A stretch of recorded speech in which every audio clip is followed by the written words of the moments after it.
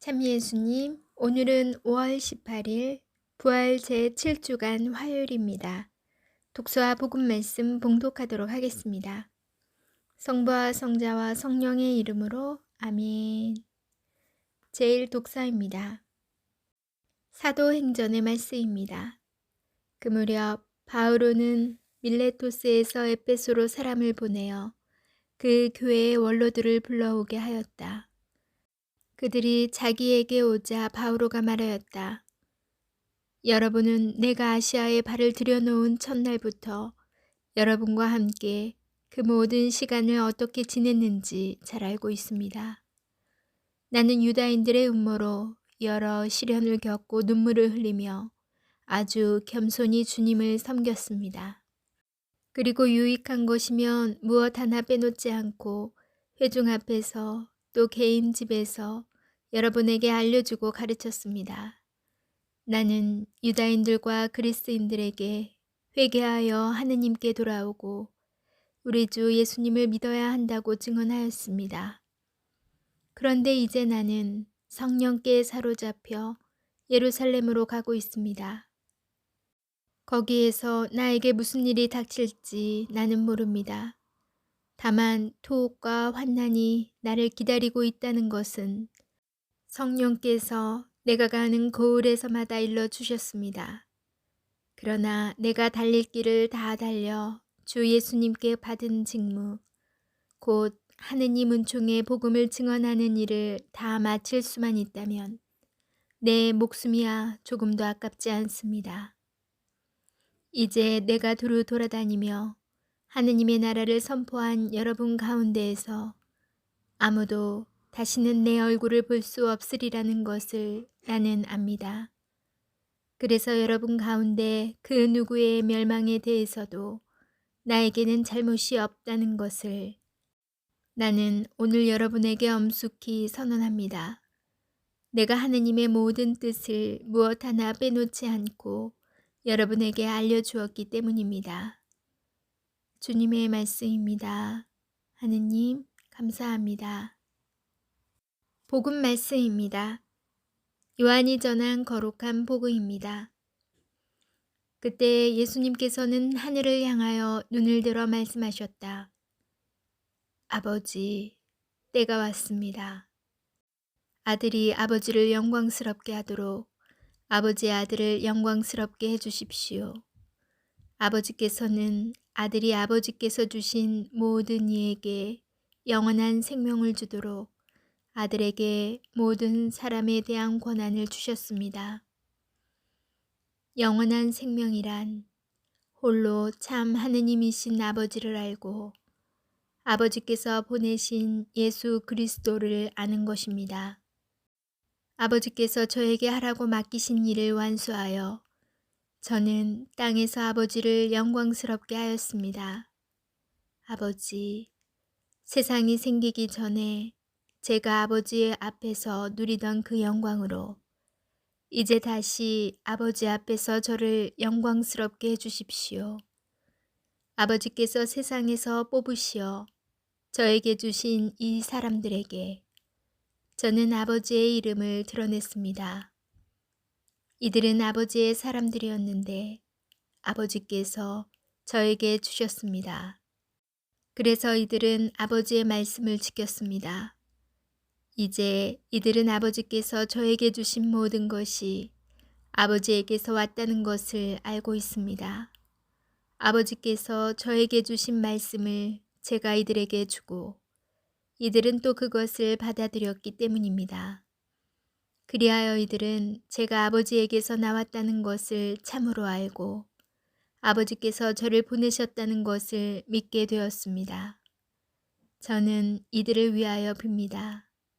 세상을 위해서가 아니라 아버지께서 저에게 주신 이들을 위하여 빕니다. 이들은 아버지의 사람들이기 때문입니다. 저의 것은 다 아버지의 것이고 아버지의 것은 제 것입니다. 이 사람들을 통하여 제가 영광스럽게 되었습니다. 저는 더 이상 세상에 있지 않지만 이들은 세상에 있습니다. 저는 아버지께 갑니다. 주님의 말씀입니다. 그리스도님 찬미합니다. 잠시 묵상하겠습니다. 오늘 복음은 성자께서 자신의 전 존재를 성부께 드리는 기도입니다. 예수님께서는 때가 왔음을 아시고 그 시각을 향하여 나아가십니다.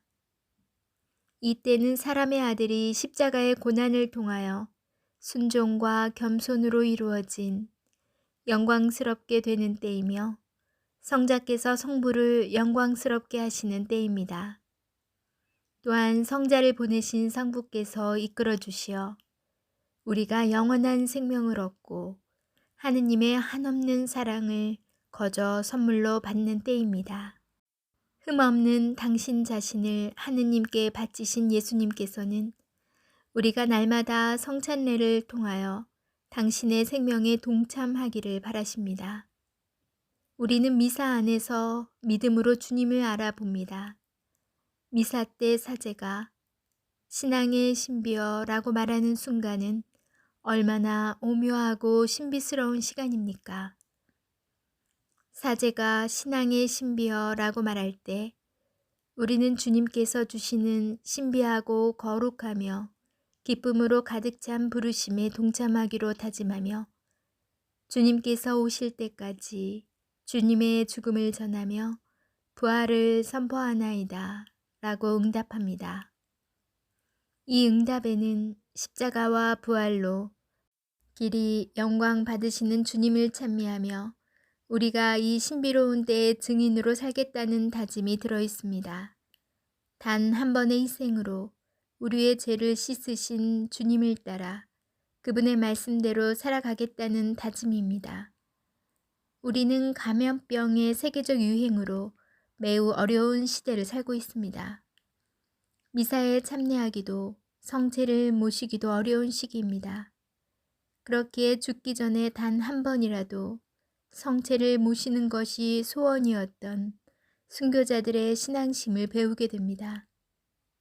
여러 어려움으로 성체를 모시기 어렵더라도 우리의 삶에서 사랑을 실천하기를 게을리하지 말아야 합니다. 그리고 성체를 모실 수 있는 미사에 참여할 수 있는 시간을 적극적으로 찾아 신앙의 신비에 참여하도록 노력합시다. 아멘. 성부와 성자와 성령의 이름으로 아멘. 지난번에 제가 최양업 신부님과 김대건 신부님의 일생을 담은, 업적을 담은 드라마를 본 적이 있다라고 말씀드린 적이 있었어요. 그 드라마에서도 그렇고 순교자분들을 다룬 그런 영상에서도 그렇고 그 안을 들여다보면 워낙 신부님이 귀하던 시기이기 때문에 그리고 박해를 받던 시기이기 때문에 밤에 아주 멀리 살고 있는 사람들도 몰래 어두운 밤길을, 먼 길을 와서 미사에 참여하고 성체를 영하는 걸 봤어요. 그리고 굉장히 그분들의 간절함, 굉장한 또 신부님이 계시다는 거, 성체를 영할 수 있다는 환경에 감사함이 엄청나게 그 삶에 녹아져 있더라고요. 그런데 우리는 이제 코로나 때문에 미사에 참여하기가 어려워서 그렇지 각 거의 동마다 각 살고 있는 곳에 가까이 또 가까이 있지 않아도 교통편이 워낙 좋기 때문에 금방 우리는 마음만 먹으면 성당에 갈 수가 있어요. 그런 편리함 속에서 예전에 그런 간절함과 감사함과 기쁨이 좀 퇴색된 것 같다는 생각이 들어요. 저 자신만 해도 그냥 일이 있으면 다음에 하자 이렇게 미루거나 고해성사하고 할까? 뭐 이렇게 나를 중심으로 내 일에 더 우선순위를 두었고 또 어쩌면 세상 일에 더 무게를 두고 살지 않았나. 그 시대에 조선시대에 생각해 보면 이 성체를 영할 수 있다는 이것만으로도 신부님이 이렇게 가까이 미사를 참여할 수 있다는 그런 거에 엄청난 그런 감사를 모르고 살고 있진 않나라는 반성을 해 보았습니다. 사실 저희 옆 동네에도 성당에서 확진자가 나와서 지금 미사 문을 닫아 놓은 상태예요. 조선시대에는 예전에는 천주교 박해 때문에 미사에 참여하지 못했다면 지금은 코로나가 우리를 박해하고 있는 시기가 된 것 같아요. 그렇지만 그때 순교자분들의 삶을 들여다보면 그래도 목숨을 내놓고 주님을 모셔 성체를 영하시기를 갈망하고 또 무엇보다도 제일 우선순위 했다는 거 정말 본받아야 할 일이라고 생각이 들어요. 우리는 너무 쉽게 다음에 하자. 불안한데 뭐 그럴 수는 있지만 이 마음만은 변하지 않고 또 각 가정에서 또 충실히 기도 생활하고 또 주님의 뜻을 실천하려 노력하는 마음을 정말 게을리하지 말아야겠다 생각해 보았습니다. 여러분이 계신 곳은 어떨까요? 코로나로 미사에 참여할 수는 없겠지만 우리의 신앙을 빼앗아 갈 수는 없다고 생각합니다. 각 가정에서 기도 생활하고 또 하느님의 뜻을 실천하는 일을 게을리하지 말아야겠습니다. 오늘은 여러분들을 위해서 기도하는 시간 갖도록 하겠습니다. 편안하고 은총 가득한 밤 되세요. 전 내일 다시 만날게요.